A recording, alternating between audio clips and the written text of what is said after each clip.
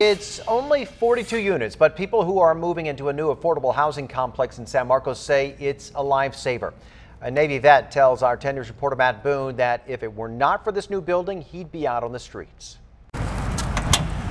This is it. This is my humble home. It's a home Jose Cartagena almost didn't have. So I would have been in dire straits if it wasn't for me being able to get into these apartments. I would have been homeless. His extensive plant collection would have been as well. This one I have no idea. My girlfriend gave it to me. I call it the pineapple tree. As a Navy vet, he receives housing assistance from the VA.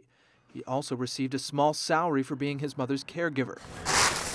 But she passed away in June, and he says he could no longer afford the rent at his old place. Yeah, I probably would have been living out of my car. It's a similar story for many at the Eastgate complex. I'm so grateful for it. I'm so thankful. Gary Bartlett, another veteran, says he recently got out of rehab. That's Rosie, baby. That's our little baby. A market rate apartment was out of the question. I don't turn on my air conditioning. I don't use the dishwasher. I don't use any of that because of my income level. He says he currently pays less than $400 a month. The demand here was around 3,300 applicants, so over 3,000 applicants for just 42 apartments. That's Jim Silverwood, who developed the complex, which he admits is just a drop in the bucket for easing the affordable housing crisis. We have to really look at 5 and 10-year horizons. You can't say we're going to go solve this affordable housing crisis in a year or two. It just isn't going to happen. The Eastgate complex is a small part of that equation, but for Gary and Jose,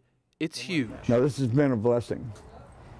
It's a total blessing. Reporting in San Marcos, Matt Boone, 10 News. Much needed. The complex is still accepting applications. However, we are told there is a waiting list of nearly 400 people.